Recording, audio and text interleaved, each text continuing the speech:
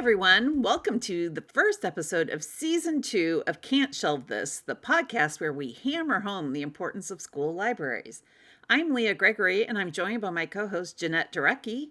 Hi, everybody. And our producer, Ola Gronsky. Hi, everyone. So can you believe it is time to come back to school, you guys? No, the summer went too fast. It did go pretty fast. Flew by. It flies by faster and faster every single year. Is that what life is? Just wait till you get to be our age, Ola. It is unreal how fast it goes by. I remember when I was a kid, getting to 4th of July took forever. It did seem so long. Yeah. And then you felt like you still have a ton of summer left after 4th of July, but I suppose that's life without a job. You don't have anything you have to do. Every day is a weekend when you're a kid in the summer. So nice. I don't know that I ever felt like 4th of July to the beginning of school was very long. It always felt like once 4th of July hit, I felt like summer was over, even as a kid. We would start to back to school shop. We would start to look for school supply lists and all of that stuff. I mean, I guess we started school about the same time, mid to late August. Mid-August, yeah. Did you guys like back to school season, or did you dread it when you were I kids? love back to school Loved season. back to school, and I still do. I love supply shopping. Yes. Oh, yeah. Finding your binders, your folders, all the pencil your pouches. lunchbox, yes. I loved back to school. I can remember, honestly, still vivid memory, buying my first ever Trapper Keeper. Did you ever have a Trapper Keeper, Leah? Oh, yes. Leola, yeah. They came back. I mean, and now I think they're still out, right? I think they're still a thing, yeah. I think they're called planners now. When you're an adult, they don't call them Trapper Keepers. I went through a brief phase of when I was actually teaching and was on a school teacher schedule of I did not want to see the back to school ads on the 4th of July. Right. I wanted it to come at the end of July. But even as a teacher, I was still energized by back to school and like to go back to school. I feel like now they start even earlier. They start in June. Almost. You start to see the Target commercials and all of that stuff advertising get ready for back to school. I'm they just got out of school and you already want to send them back. Well, and then by the time the parents have time to take the kids back to school shopping, everything's sold out and you're just getting the dregs. That's everything though. By the time you think you want a bathing suit, it's too late. You got to buy sweaters, you know, or Christmas stuff. It irritates me. Halloween stuff was out as soon as 4th of July was over. Yes. I mean, but I'm not complaining about that. I'm only complaining about it because it makes me want cooler fall weather. And you still have to wait quite a bit for that. No, but I love everything about back to school. I do love, the thing I remember the most about going back to school in that time of year is not even really the back to school shopping. It's the smells of when you would walk into school and it was all the polished wood and the polished floors and just how all of that is such a freshly waxed it's gym floor. It's a sense memory for me, I guess. Totally. So yeah. I was hit with the biggest sense of nostalgia the other day. Jeanette will probably remember this one. Do you remember the tin lunch boxes, the square metal ones with the matching thermos and Care Bears? Yes. Well, I had this really cute one and it was pink gingham and it had strawberries on it. Oh, cute. And I saw was it Holly Hobby? No, it wasn't Holly Hobby, but I loved Holly Hobby. But this one I saw on eBay or something. And I'm just just a smell or a sight or something. You're just whoa, I was just taken back. I think it's so funny how all those nostalgic kind of gifts and those items are all coming back. And it's because they know we're going to buy it. And now our generation is, I mean, we're older, right? We are not maybe as financially strapped as we were when we were younger. We have, you have disposable income. So they're let's get them in the feelings. I get nostalgic for pizza dipper day at school. Everyone hated those school pizza day. Mm-hmm. They were this tastes like raw, and I would be I'll eat it. Hand it over. Give me your extra unclaimed pizza dippers. You had pizza dippers. We just had school pizza, the rectangular pizza. The rectangle with the weird cubed pepperoni. Yes. Mm-hmm. Ours was mostly just always cheese. I think ours was only cheese too. I don't know if we ever had toppings. I have a vivid memory of miniature cubed pepperoni question mark. Who knows what it really was? Okay, so what was your pizza side? What did they serve with your pizza? I think it was like a salad. Ours was always salad too. And the carton of milk. Yes, chocolate milk. Or always. like something weird like pears or green beans that just absolutely does not go with pizza. The ones in the little plastic container with the juice in them. Yes. Yeah. I think ours was almost always salad, and I think it's because they knew kids would buy pizza and they would not normally get salad, right? So it was just like, how can we get rid of this lettuce? Here you go. And it's covered in some kind of like mystery dressing. And I was like, is it Italian dressing? Maybe. Was it like Thousand Island? Ranch? Maybe. Yeah, you just honestly, it was the dregs of whatever was left over from 3 separate barrels put into one.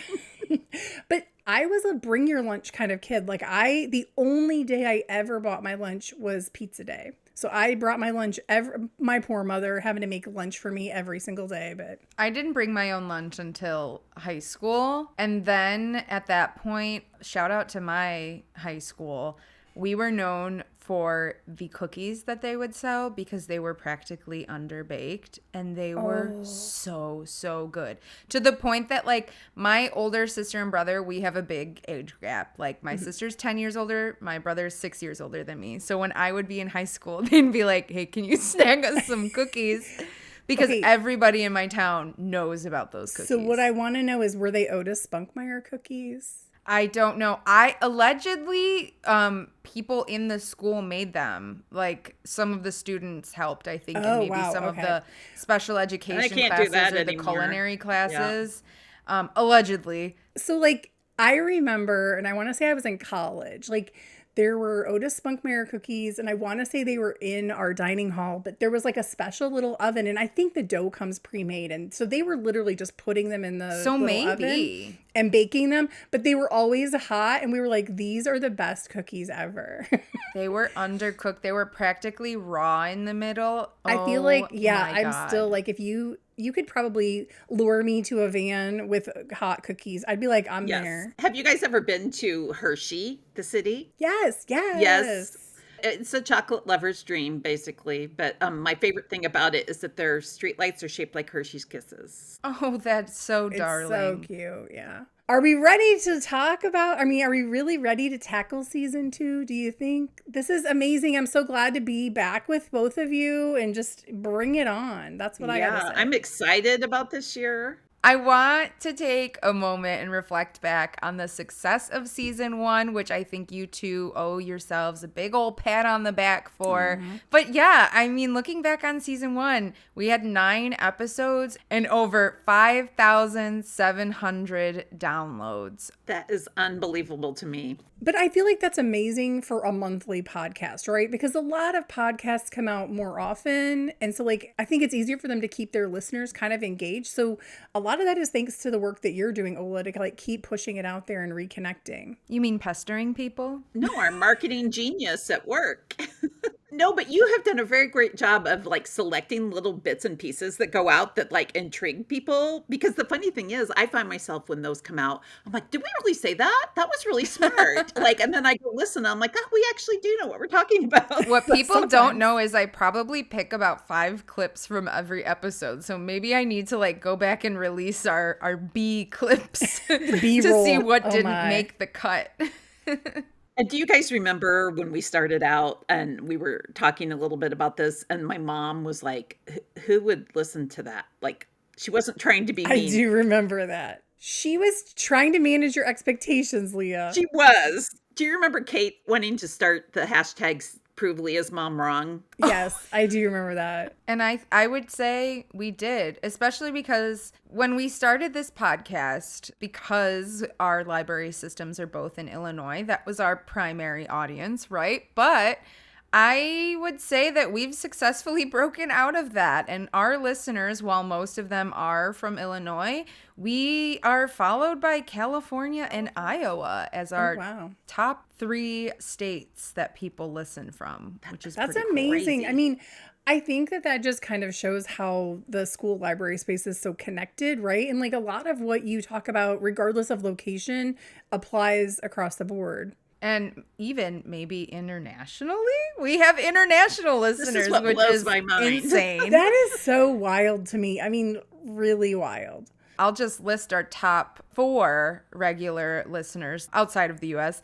They come from Australia, Canada, the Philippines, and Kenya. So like a really broad range of countries, I would say, like literally from all over the world. And not the ones I expected, not the ones that are like somewhat similar to like how we do school. You know what I'm saying? So Absolutely. No, but I will say a huge hello and thank you to all those listeners. I mean, that's amazing that they're here. We're so happy to be together with them in this space. Yeah. Yes. So happy to have everyone here. Well, we should definitely maybe have an international guest. That's what I was going to say. We need to Absolutely. work on an international guest. That would be so much fun. So, I mean, international listeners, if you're listening, reach out to us. If you want to talk about what schools are like where you're listening from, maybe not only internationally, but all over the U.S., we're always looking for new guest opportunities. So I would love to hear from an international school librarian, like someone who's a school librarian in a country that is not the United States. So if you're an international school librarian and you would be interested in being on the podcast, please reach out to us. And since I know it's probably harder to call our hotline, maybe you can email us. yeah, they can send an email to me, the podcast producer, ola.gronsky@railslibraries.org. I can also put that in the podcast episode description. I'd love to hear from you. I feel like it would be so interesting to talk to someone in another country or, locale, really, just because of the way that like the funding is different, the needs are different. I think the niche of librarianship is kind of constant across the board. Even the American Library Association is like, they consider themselves to be an international organization, but at the same time, like it's not exactly the same. I mean, think about how different it is state to state within the US. It's got to be like very different between countries. So I would love to get that international perspective. So we've had some amazing guests on Can't Shelve This in our first season. And I just can't thank all of those people enough for showing up and providing their library expertise. That's one of the things that surprised me the most about season 1 is just how willing everyone was to participate and join us on this podcast. And like, I'm sorry, I still fangirl and have those moments where I'm like, did we really talk to Michael Threets? Like we really did. And to see all the things he's doing right now is just amazing. So, I mean, I'm so grateful to everyone who joined us for season 1. And we have a lot of amazing people lined up for season 2. So I'm looking forward to that. I'm very excited. And one of our most fun episodes that's coming up very, very soon is going to be at the ISLE conference. We will be doing a live show. It's happening. So if you're going to be in Champaign for the ISLE conference, please plan to join us because it will be so sad if there's like 5 people. Or nobody. Well, but also there's a lot of amazing sessions at ISLE, so I understand we're up against some competition, but it is very hard to decide which one that you want to be at ISLE because there's so many to choose from. But we hope that you will come by and maybe be featured on that episode. Yeah, it's going to be so fun to talk to people and hear what they have to say and share about their libraries. On the topic of back to school, there are a couple events that are coming up that we want to be sure to highlight. The first one is Extra Credit, which is a networking and continuing education program that we do at Illinois Heartland Library System. And we're changing our format a little bit this year. It was like after school and pretty much free form, but now we're focusing more on continuing education. So the very first session will be on August 20th, and Janette and Ola are joining me there. Yay. And we're going to talk about kind of like behind the scenes of Can't Shelve This, like what were we thinking when we decided to do this?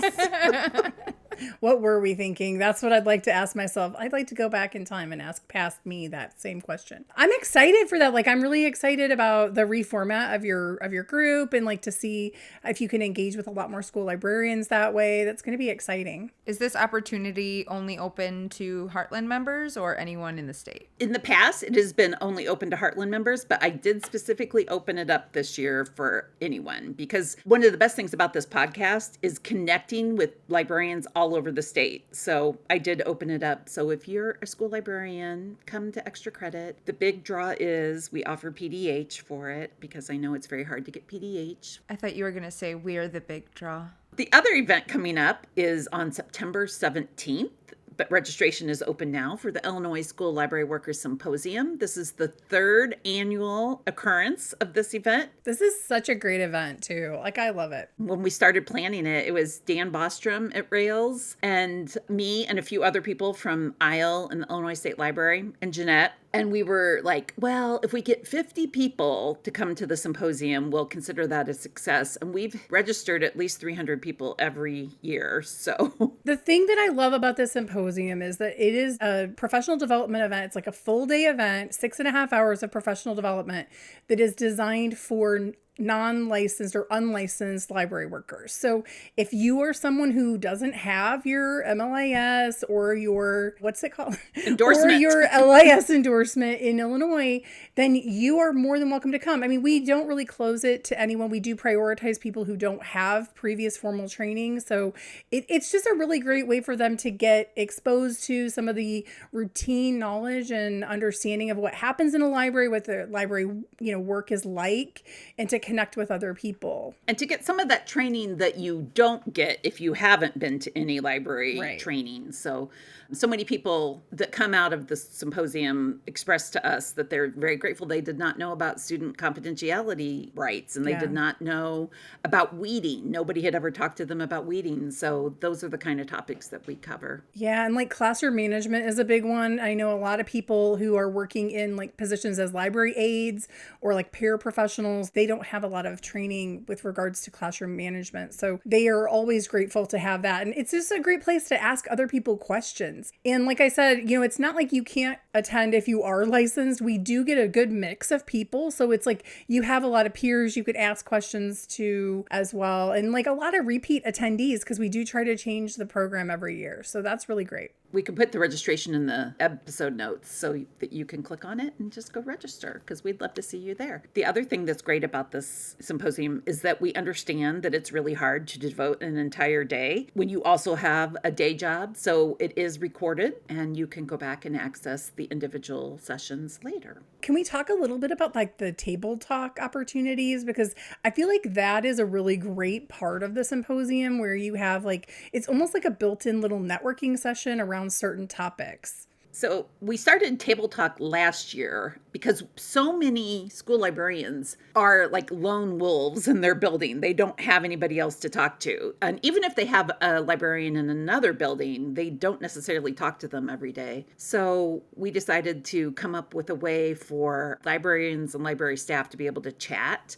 And it's hard, I think, to like start just talking to somebody, especially virtually. So the platform that we use really does help with that because it mimics being at a conference and sitting at a table. It's really, really fun. But we kind of assign the tables a topic. So if you want to come talk about Fall at Destiny, you can sit at that table. If you want to come talk about book fairs, you can sit at that table. I mean, I love that part of it mostly just because, when you're attending other types of professional development, a lot of it's webinar style. So you don't really have the opportunity. Maybe you are there trying to meet other people so you can set up a time to talk later or like connect with people who are in similar situations even. And this allows you the opportunity to kind of do that, whereas you might not in other types of professional development situations. So I think the other thing is that a lot of times professional development opportunities aren't extended to paraprofessionals and non-licensed staff. So it's nice to have this time to kind of, let them know that they matter and that the work that they're doing is really important.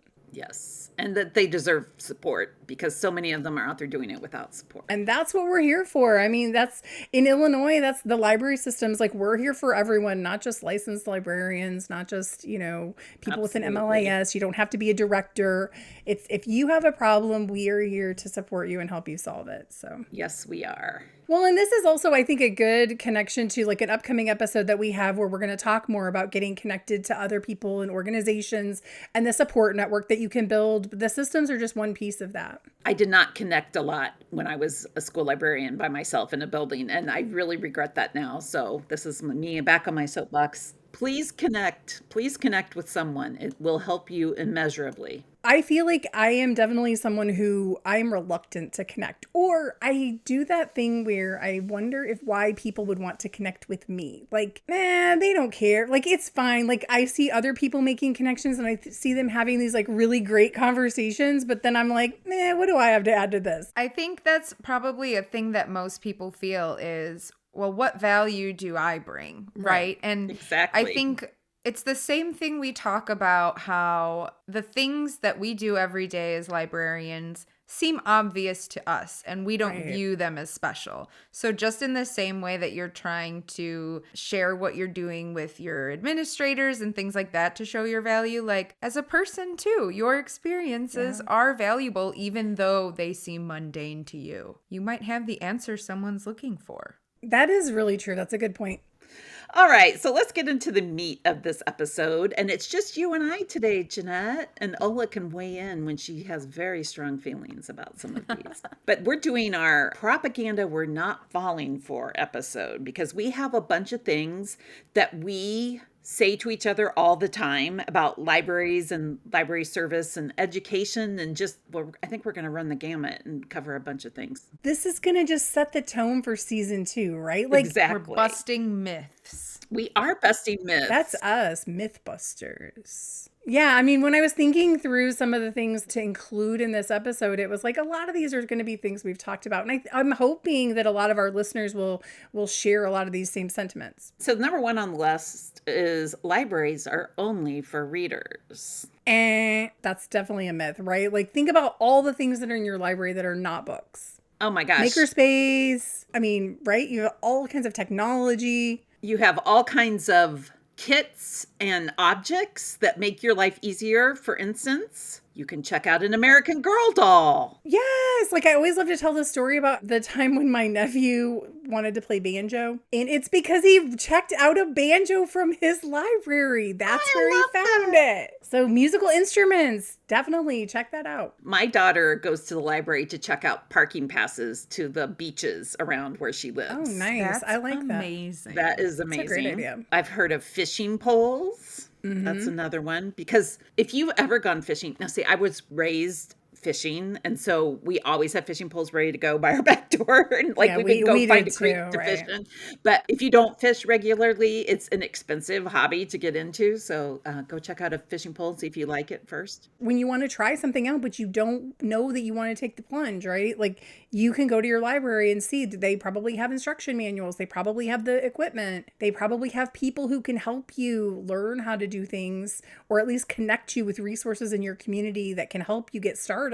It's a lot more than just books and more than just reading, although definitely go there for the books and the reading. Yes. Or like different types of books. I feel like my dad first started using the library because he was repairing cars, and they would have all of those thick, heavy car manuals that you would have to find in storage and try not to, have it crash on your head and kill you.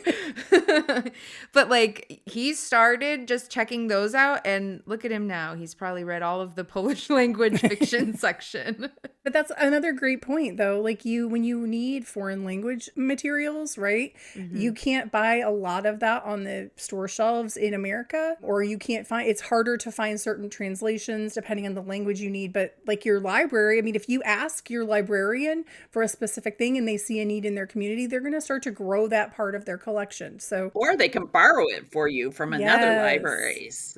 Thanks to our library systems. Yes. We're all about connecting people with the resources they need. I love librarianship. And also, just as an aside, all librarians are the best people on earth. So Oh, for real, for real. Definitely have learned that in my years of working as a librarian. I think going along with all of that, like the whole, it's not just about books, like let's just lay it on the table about audiobooks, right? This is something that I still continue to see this all over social media, is people complaining that if you're listening to something, you're not actually reading. And again, you are actually reading. Like, It's still the story. You're still hearing it. You're still processing it the same right? way. If you're not trying to learn how to read, there is nothing wrong with hearing a story and then comprehending it that way. Like, it's just a different sensory modality for taking in the same story. So I feel like I don't understand this argument ever. And we can lump graphic novels into that, because graphic novels, oh my gosh, the teachers used to complain to me like they're only reading graphic novels.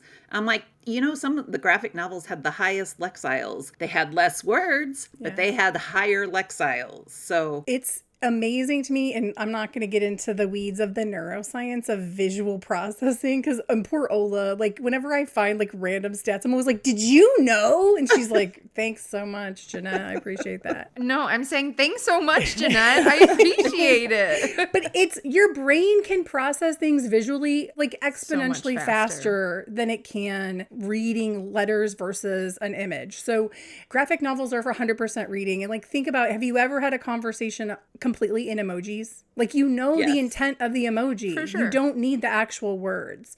Letters are just symbols, the same as emojis are. Like, it just stands for something else, and you learn to put them together. And I'm not trying to discount reading as a skill by any means. You have to be able to read, yes, but I mean, graphic novels, like, they can still tell a story just with a picture, and a picture's worth 1,000 words, blah, blah, blah. Anyway. do you remember the book, The Invention of Hugo Cabret?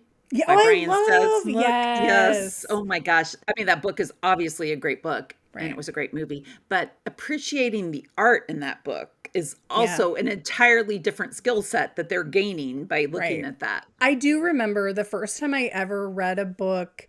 It was by Laurie Stolarz, and I'm trying to remember the title of the book, but I had read the book in its like print form, and then she re-released it as a graphic novel.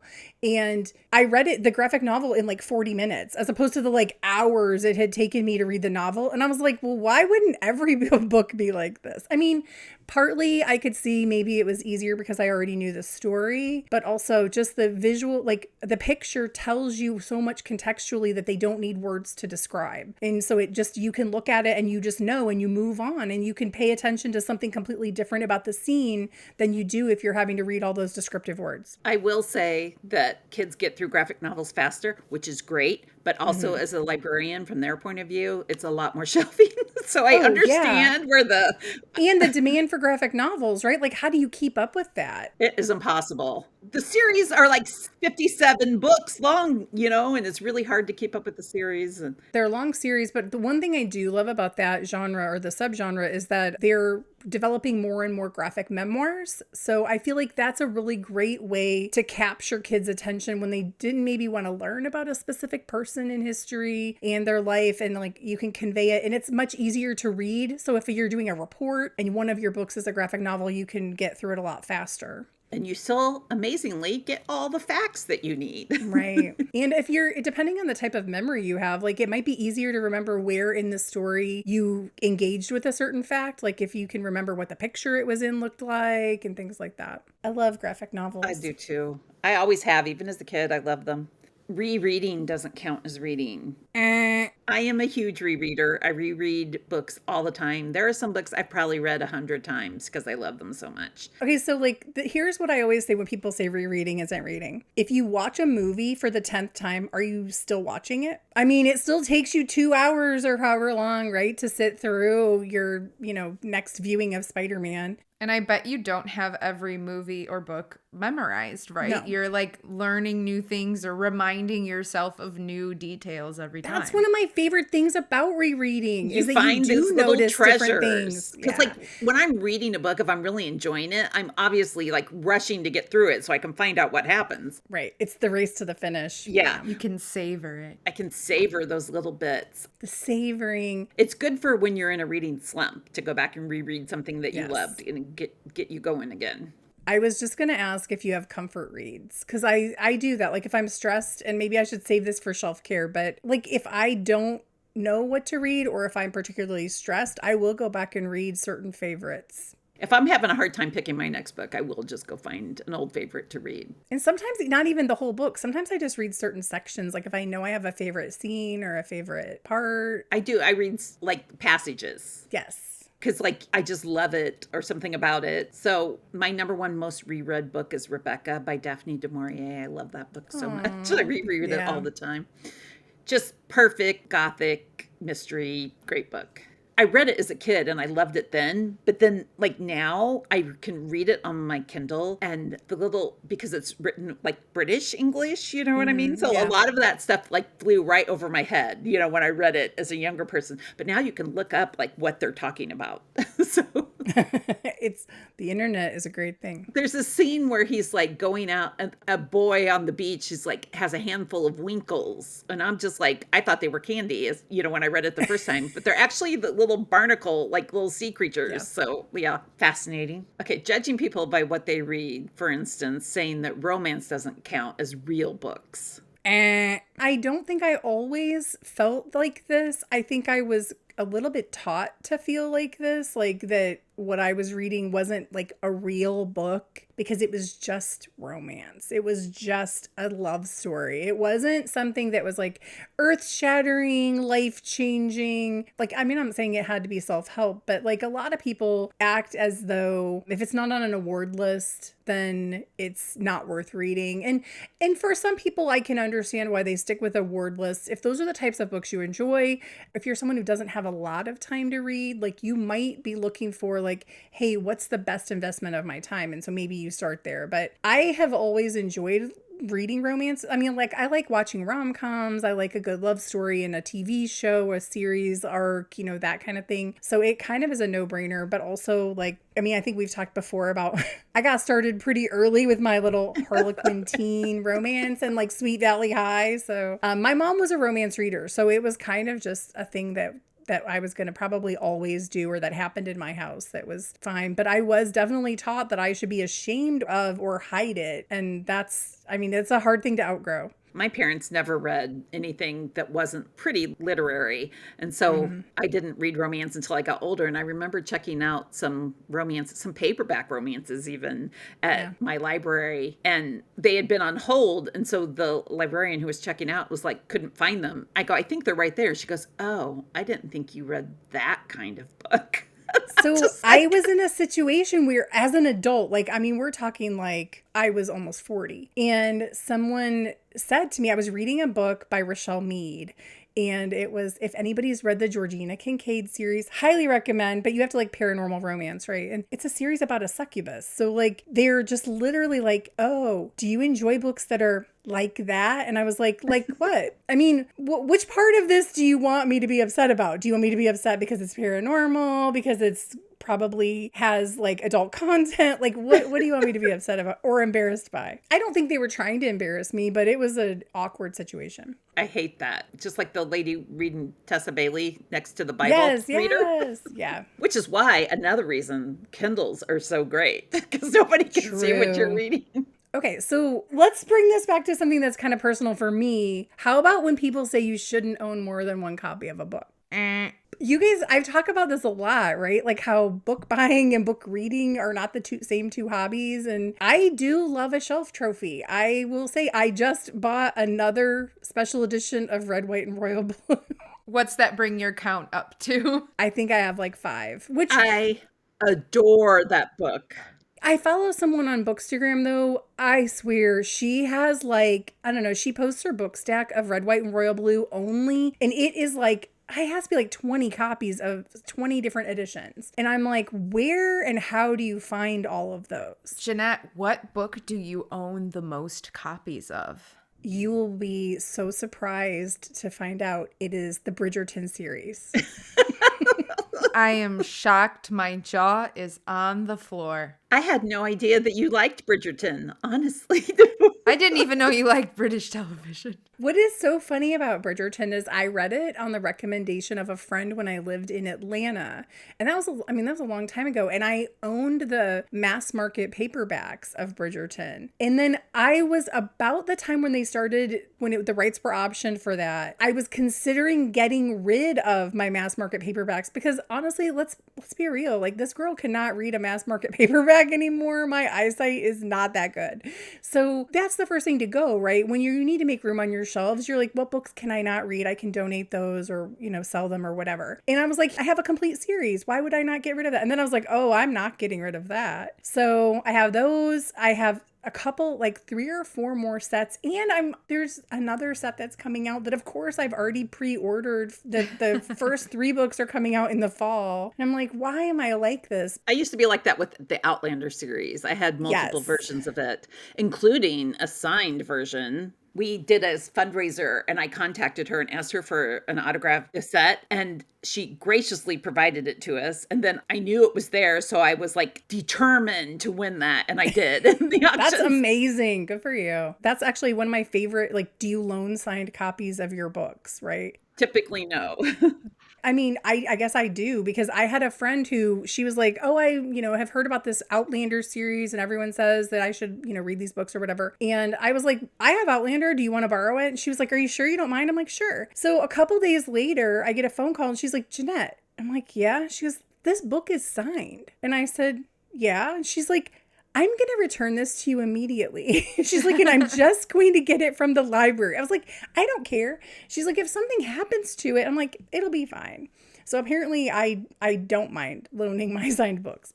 My signed books, I have only a few, and I don't lend them out, but I usually have another copy. But I've gotten to the point in my life where I'm downsizing, so I'm much more likely to have only one copy on the shelf and then a digital copy too, because as you said, it's much easier to read a digital copy where you can enlarge the print. And I love to highlight, but I don't love to annotate in my books. So like on my Kindle, I will highlight passages and I can make notes. Like I have a Kindle Scribe, so it has a note feature. Like I can write my thoughts about like how I felt during that moment or that scene or what I'm thinking about what's happening in the plot, which I really love. But also like I would never do that to a book. Like I have friends who they have these like really elaborate annotation setups with all their like flags and tabs and markers and pens. And I'm just like, I would never highlight an actual book. Like I could never. So if somebody ever lends me a book that has been annotated, I get very intimidated by it. So I'm like, this is too much for me. Well, I can remember my kids in school, and sometimes their reading assignments were like annotate in the margin of like certain passages, right? And I was like, don't do that. Here's a Post-it note. But it is fun now, though, to find like in my personal library, I still have some of those books that they annotated in school. And I will like, it's funny to see their little thoughts of what they were thinking when they were reading all those different things. I want to talk about the fact that people/school administrators say that students or children or kids do not read for pleasure and for various reasons. Either they just don't like it or they don't have time. Kids do read for pleasure, or they should. And if they don't have time to read for pleasure, I think that says something else about the education system, right? Exactly. And also, I want to tell those superintendents who say it to me, like, they just don't use the library. They don't read it. I'm like, of course they don't. It's all yellow and 40 years old or more, Yeah. They're gross. If you don't have books in the library that kids want to read, then yeah, they're not going to come in there. And that's where the shrinking budgets of the school library becomes a problem, right? You have to keep adding new material, especially if you're talking fiction. I mean, don't even get started on how nonfiction can get outdated so quickly. But if you're talking about fiction, like kids talk about, Book Talk, Bookstagram, like we're talking about all these social media platforms where people are discussing books, and kids have the same access to those things. But like Dog Man, those have followings online. They want the newest and the most exciting and the things that their friends are talking about. So if you have a copy of The Wind in the Willows, that is like all dusty, they like not gonna come read it. How many times have you been part of like a email thread or a listserv discussion where they're like, can somebody tell me why there's suddenly 30 holds for a certain book? And they're like, what's going on? And almost always it's like an Instagram reel or a TikTok video or something. A movie trailer came out or something like that. Yeah, prompted it. And you're just like, okay, this makes sense now. But also like as a librarian, how do you navigate that? Like you've got to somehow find 30 copies of, or figure out like how long you want kids to have to wait. I used to have to buy like 10 or 15 copies of the newest Diary of a Wimpy Kid. And then at the end of the year, I mean, that's probably a bad example because those never lost popularity, it seemed like. But like sometimes when a new copy would come out and there was a huge line for it, you're like, you couldn't really justify buying that many more copies because it's only going to be popular for a very short time. Right. So we were always trying to come up with ways to deal with that. But I think that part of the answer to this one is that if you are a school administrator or somebody who cares about students' literacy and you are observing that students don't want to or can't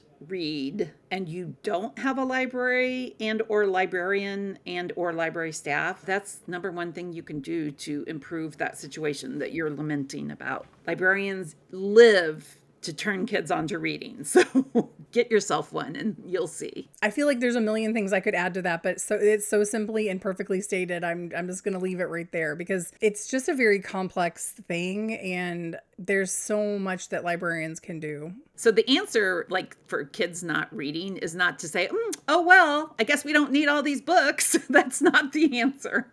Going on to the next one. This is a big one. We don't have to worry about book challenges in Illinois thanks to the law PA 103-100. That's not true. It's not true. So Illinois is obviously still facing book challenges. And if you add up the individual challenges, Illinois is actually last year, I think it was 2023. When I last discussed this, it was 2024. So it would have been for year 2023. Illinois was the leader of book challenges individually, not titles and not like overall titles banned, Right. but like individual one person going to their library to complain about a book. Now, I will say the good news is it did drop off in 2024. So like we are definitely not at the top anymore. I think Oregon maybe has the most challenges in 2024, according to the ALA site, the Office of Intellectual Freedom. And in Illinois, okay, so in 2023, let's talk about those numbers. We had 69 book challenges in Illinois, and that was for 204 different titles that were challenged. It's a lot. But I want to say in the Oregon numbers I looked at, which I didn't write down, I apologize, for 2024, they were over 1,000. Oh my Lord. So it was like exponentially higher. In Illinois in 2024, according to ALA, we had 15 attempts and for 18 different titles. However, we know that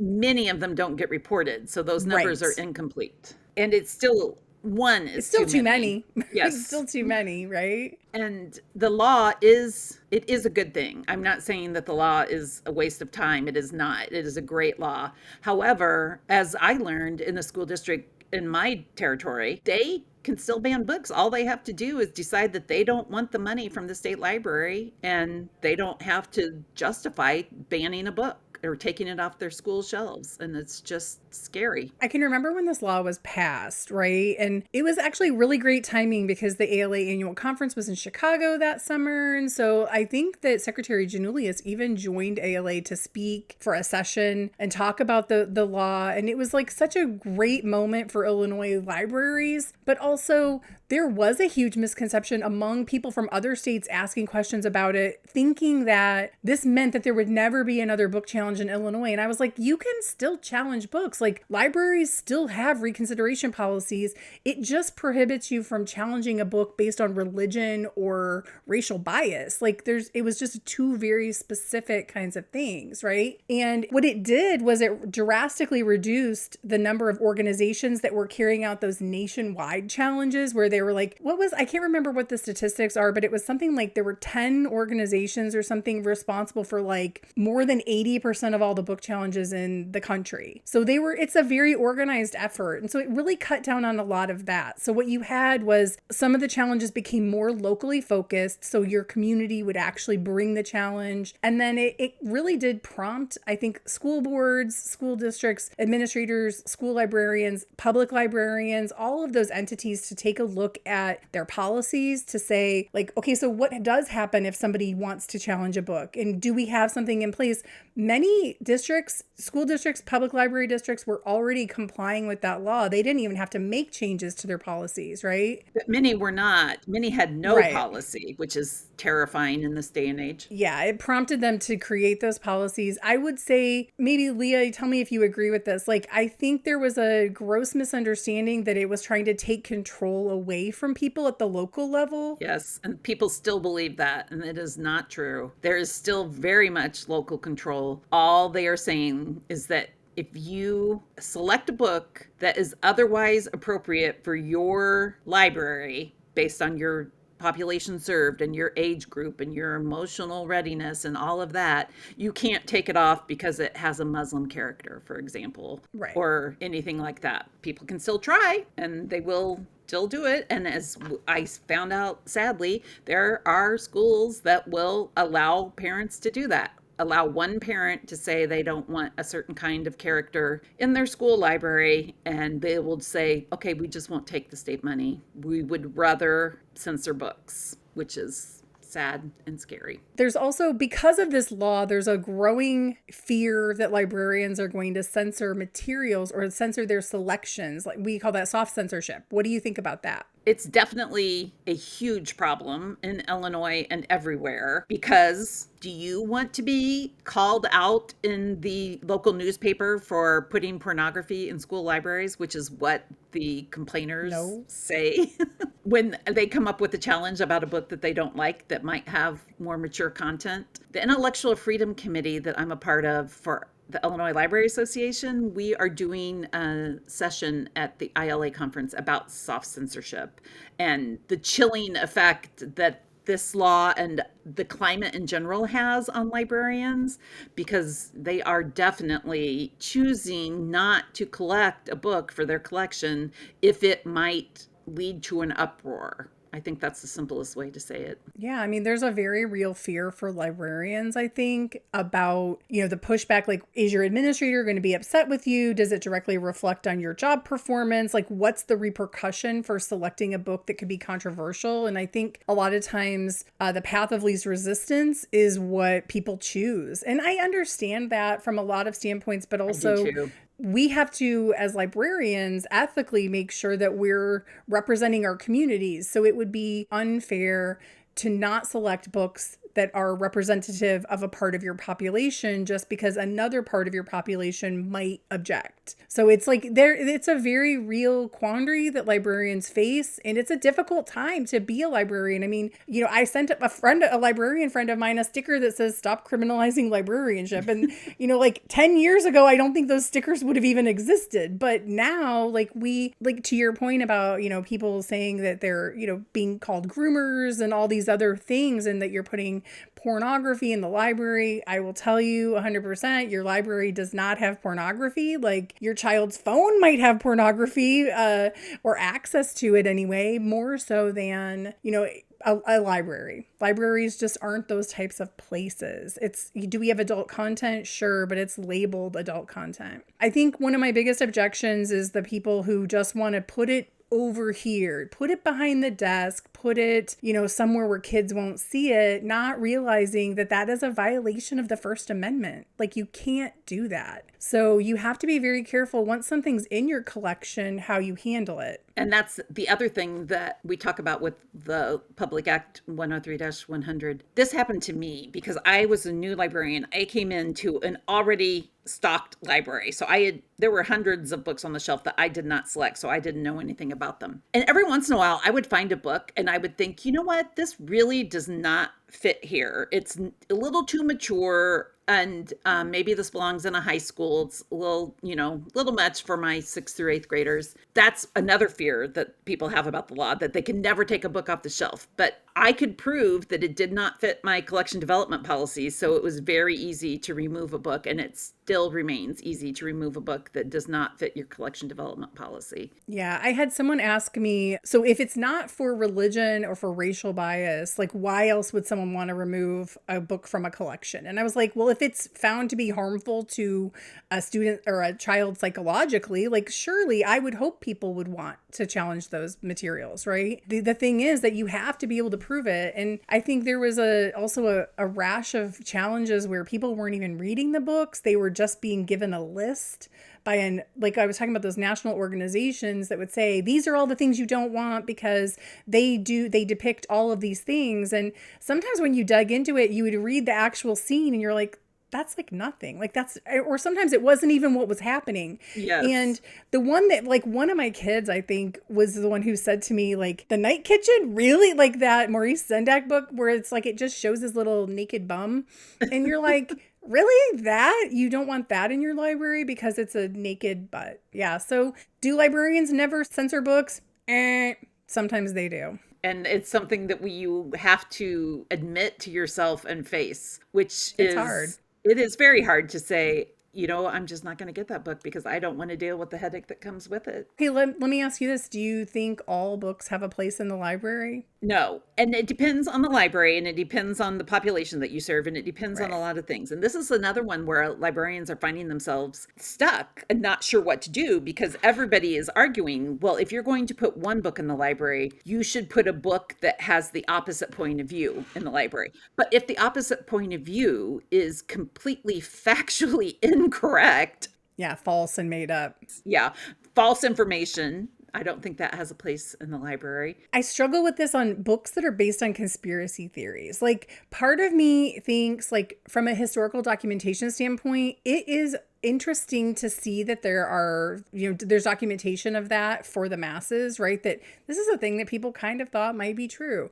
But also, you have to be very careful how you treat those materials because you really could give someone the wrong impression. Yes, like this is, the faked moon landing. If there's a book about the faked moon landing and it's shelved right there with the rest of the, space.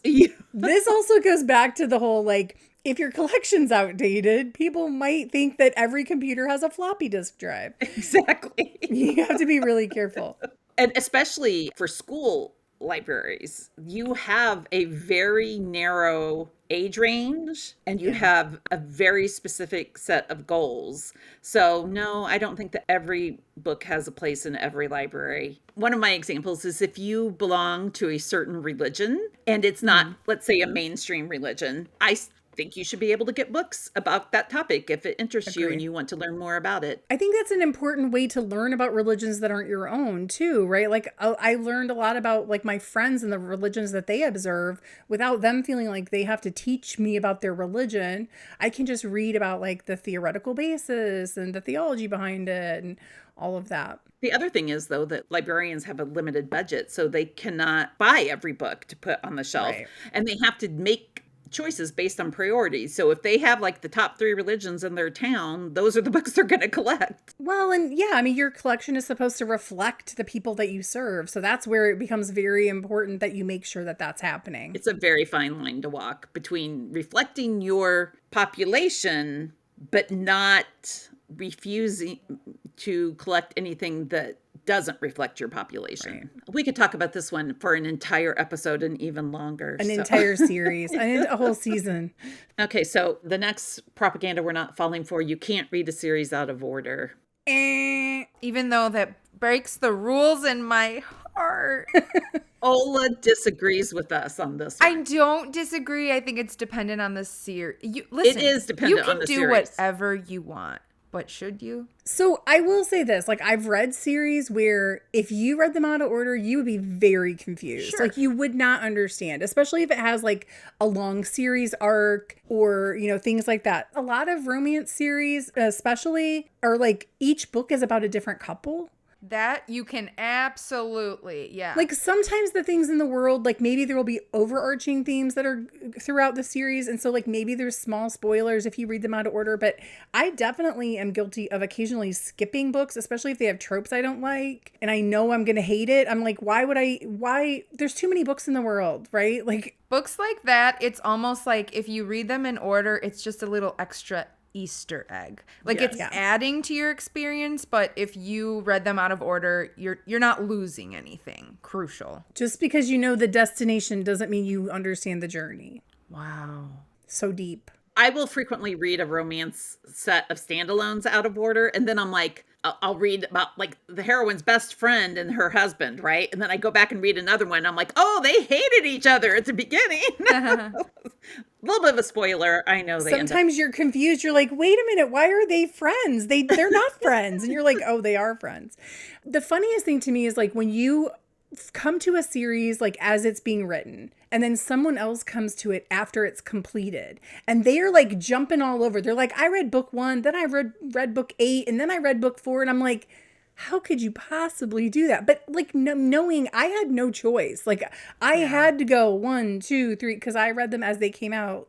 It's just so different. I think it's the same thing as like TV shows, like binging them on Netflix versus like when we were growing up, Leah, like you waited with bated breath for that next episode of ER. But also, if you missed it, you were out of luck back then, unless you had, a way to record it. It's why must-see TV was a marketing strategy that worked. Because everybody was home watching it. Right. This one is kind of about the same thing. You have to like every book by your favorite authors. You do not. You do not. And it hurts. It hurts to admit it, right? Yes. Like it is so sad when one of them just doesn't hit the same. You're like, what happened? Yeah. But you know what? It's understandable. I especially hate it when they branch out of their genre that I know them for, because I'm like, oh, I'm not sure I'm going to like this. So, but see, like Colleen Hoover, for example, I've only read one book of hers, Verity, and I've never read any of her others because when I've tried, I'm like, I don't think I'm going to like this. Every book has a reader.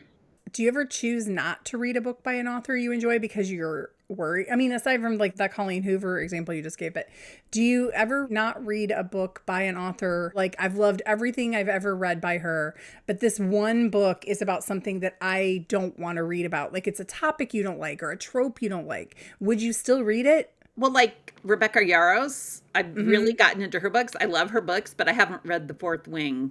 Oh, the series. Yeah. Empyrean series. Yeah, I haven't read the Empyrean series because it's fantasy and that's not really what I'm used to from her. So it's romantasy. I will probably like it, but I haven't read it. So, okay, here's another one. The movie is better than the book.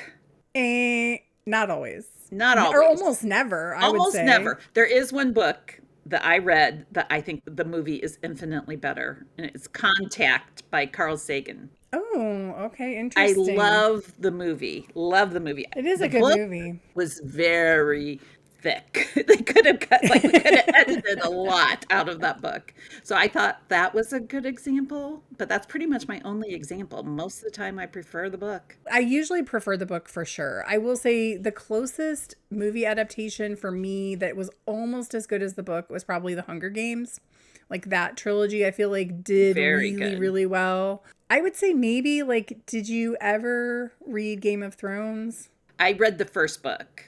I think the series is better, honestly. The series is good. And that's what I was like, I think it's good. But I also feel like they took creative license and they ran with some storylines that aren't really in the books. Yes. I mean, the series isn't even done, right? Like George R.R. Martin still working away at the series. So, and I think it's like the same thing with Outlander. Okay, although I do, like, full disclosure, I stopped watching the Outlander series after season 2 I didn't because like the Outlander season. I just didn't want those characters to replace the characters I had already created in my head. Not like I'm saying I could do it better, but I'm just saying like I liked my own view of those characters and my understanding of the stories so much that I didn't really want it to be retold to me by someone who was changing it. I don't know. Sometimes I have caught myself reading a book and thinking this story would have been better as a show or a movie. I was like, this shouldn't have been a book. Or it's so hard to describe with words that watching it would be easier. Or like even certain things. I think in certain romances where I'm like, oh no, it's not like cute. It's kind of just cringe. And then I'm like, oh, it could have been like Riverdale or something. Like it's for a certain audience, Riverdale. But not for me. I really thought I would struggle with Bridgerton because of the adaptation being, a lot of it is very different. I mean, they change a lot of the storylines and the seasons have happened out of order from the series and things like that, which when you are like a purist, it's hard to get on board with some of that. But also, I'm sorry, that those are books where there's a lot of sitting around pining for someone. So like that doesn't translate to good TV. I do love some hardcore pining in a romance novel, but watching someone sit and yearn for someone from afar does really not make good television. But on the other hand, I frequently can enjoy a movie made based on a book, and I don't always regret what they've cut out.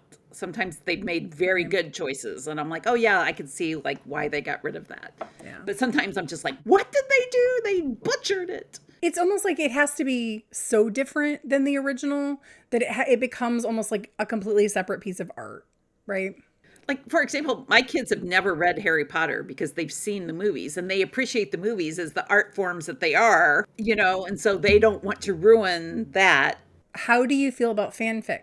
Like, do you ever read fan fiction? I do read fan fiction from time to time. Well, because it kind of goes along that same lines, right? Like, it's just taking a world and characters that you already know and manipulating them in a different way.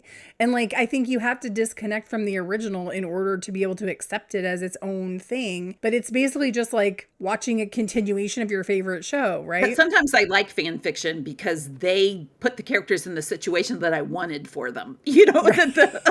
I think that's pretty much the purpose of fan fiction. The next one is you have to finish every book you start. I'm a do not finisher. I can count on one hand how many I have not finished. Like, gosh, all I've learned about myself throughout this podcast is how much of a rule follower I am. And I'm the one who makes the rules, so I don't know why I don't bend them. No, but like I also struggle to not finish books. Like once I start, I feel like I have to see it through. There's something about quitting that feels like giving up. And I mean, there are times though where it's like this book is not going to get better and I can't connect with the story or I can't get into it. And I will say I do have, to Ola's point about rules, like I do try to get through at least a quarter or 30% of the book before I will put it down. I read 50 pages. If I don't like it, if it hasn't hooked me, I ditch it. But I wasn't always like that. That is like an older me. Now that I've realized that I'm not going to live forever and I can't read them all. So I'm hoping one day I can grow up to be just like you, Leah.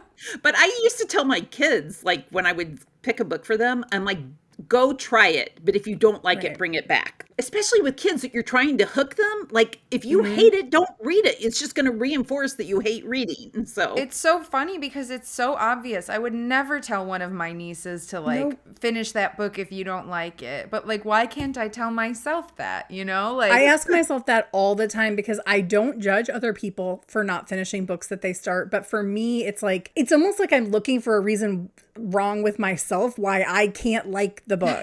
You know what I mean? Like, what is it that I don't like? And it's like sometimes it's just not the right book for you. Especially if other people really liked it. Right. Yes. I do firmly believe every book has a reader. Yes. I do also realize sometimes I'm not that reader. That's a hard place to be. I'm like, I want to love everything. But I want to love everything too. And especially if you really like and respect the person who recommended it to you and you're just like, I hate this book, and because then you're gonna have to tell them. You see all the hype online, and you're like, I don't get the hype. Like, I don't understand why you're all going feral for this book. But go back to All the Light We Cannot See. Like, I loved that book. Once again, every book has its audience, and we are not all the same. Okay, so that brings us to shelf care. What are you doing to maintain your sanity and take care of yourself right now? You know what? This is a hard one because I feel like lately I have been more distracted and stressed than I can remember in a long time. And for a while there, it was like reading and disassociating was getting me through it. And now that's not really even doing it. So I've been trying to pick up a lot of craft projects and things that I had put down, like, designing things. I have a vinyl cutter. I also have a laser cutter. So like trying to do those types of projects, it's harder for me because if I don't have a specific purpose, like a lot of times I would make things for gifts or like for my kids or whatever. But sometimes if I don't have that intended outcome, it's harder for me to like creatively, but I do enjoy just the creative process and getting lost in it. Like when we made the friendship bracelets last year for the Isle conference, like I did pick up my string again and just beaded some stuff. And even though I ended up dumping it at the end, I didn't save them, but it was just like the process is very relaxing for me. Yeah. So that's what I'm doing. What are you doing, Leah? This is going to sound so weird coming from me because this is not something I would have said a year ago, but I've been like trying to make time to A, get outside, and B, exercise. So those are so important. Yeah. And a year ago, I would be like, I hate exercise. I hate being outside. The two things can be true at the same time. Yes. You can still hate it and still do it. But I haven't been hating it. I've been enjoying That's it. I've good. been kind of I'm really glad. liking it. And my daughter was telling me this because she really changed her lifestyle. And she goes, it's horrible. I feel great, which means I have to keep doing it. And that's kind of the situation I'm in. Yeah. So like this morning I got up and I went and swam laps at the Y. So Wow. Nice. Good for you. it felt great. So I'm going to keep doing it as long as it still feels good. So we'll keep trying. What about you, Ola? The last time I did my shelf care, I talked about my puzzle and Bravo combo. But lately I've been seeking out documentaries and docuseries because I find that there's something about that makes me feel so cozy, even though they're usually really morbid. So the last one I watched was The Mortician on HBO. I started that. I haven't watched. I've just seen like the first episode. So this man does some horrible, horrible things with dead bodies. And for some reason, learning about it brings me so much joy in a weird way. I think it's like just learning, and maybe it's also my journalism background, just hearing weird niche stories fills my cup. And there's something about it because one of the, like, we went through a big thing trying to get kids to read nonfiction, and we really leaned into narrative nonfiction. And one of the most popular books was about what happens to a body after they die. So the information that morticians know about just mortuary science and death and grieving in the United States, I think, not to everybody, but I am with you. I find that fascinating. So I have on several occasions have been like, should I become a mortician? So maybe that will be my second career in life. I mean, there's something really beautiful about like helping families grieve through that time and like honoring bodies and souls and all these things, unless you're the guy who's the subject of the documentary, in which case that doesn't happen. No. But I think what makes the docuseries compelling is that they do interview that man. So you see him talking about it, and it's just so fascinating. So any morbid, creepy documentary recs, send them my way. all right. So thank you both for being here. I'm excited for another great season. Me too. And thank all of you for listening. If you have questions or topic ideas, please reach out. You can leave us a voicemail on our hotline at 630-734-5015. Until next time, stay legit and don't quit.